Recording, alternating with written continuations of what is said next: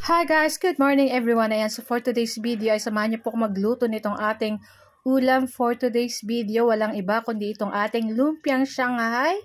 At magigisa po tayo ng sardinas na lalagyan natin ng gulay na sayote at patola para masustansya naman yung ating ulam ngayong tanghali. So tara na guys at samahan niyo po magluto and enjoy watching po. So ayan na nga. At ready na tayo, i-prepare na natin yung ating kawali. Ayan, tapos painitin natin at maglagay tayo ng konting mantika at magisa na tayo ng bawang. And syempre after nyan, isunod na rin natin yung ating sibuyas. Ayan, pag lumabas na yung aromatic ng ating bawang at sibuyas, isunod na rin natin dyan yung ating kamatis. So gumamit po ako ng 2 pirasong kamatis. Ayan, medyo mura-mura na ngayon guys ang kamatis, kaya ayan. So, ayan na at naglagay na po ako ng asin dyan para may lasa na. So, mamaya magdadagdag pa po ako dyan ng asin. So, ayan na at nilagay na natin yung isang lata ng sardinas. Ayan. Tapos, nilagyan natin ng tubig yung lata ng sardinas kasi sayang yung sauce na nandun sa lata. Ayan. Tapos, naglagay na tayo ng paminta.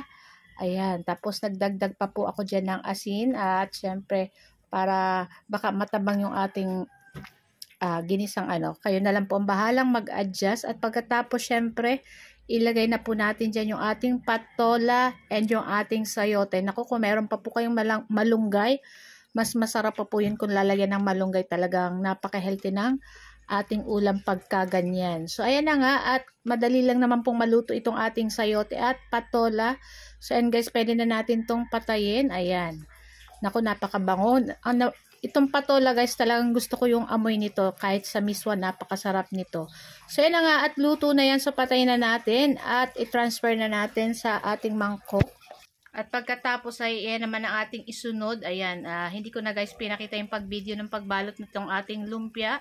Dahil kami ay nagmamadali na at tanghali na rin guys. So ayan na nga at nagpainit lang tayo dyan ng ating mantika.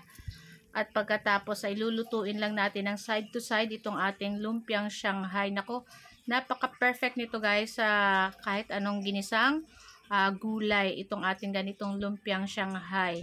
So yung ating lumpiang Shanghai ay meron po tayo dyan, nilagyan ko ng pork, saka 1/4 na pork, saka 1/4 na beef.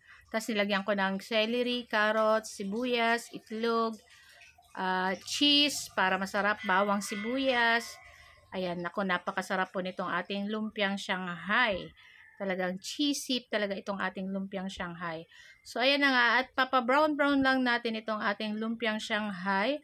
At pag ganito na po yung kulay, ayan, pwede na natin yan dyan guys, ahunin. Ayan, kung gusto. Kasi yung aking pork po at yung ating beef, niluto ko muna guys ng sinangkot siya ko muna yung ating para lutong-luto po para madali na lang po pagluto nitong ating pagprito ng ating lumpiang Shanghai. So, ayan na nga at luto na guys at ready na rin po kaming kumain ng aming lunch. So, ito lang po ang aming video today at sana po ay nag-enjoy kayo. Huwag niyo po sanang kalimutan mag-like, comment at pa-share po ng ating video. At ayan, salamat sa mga nagla-like, comment at nag-share po ng ating video. Maraming salamat. So kung di pa po kayo nakapollow sa aming page, huwag niyo po sanang kalimutan mag-like at mag-follow para palagi po kayong updated sa aming mga bagong video na i-upload. So tara na guys, at samahan niyo na po kami kumain ng aming lunch for today's ulam, lumpiang Shanghai at ginisang sayote na sardinas. Sarap!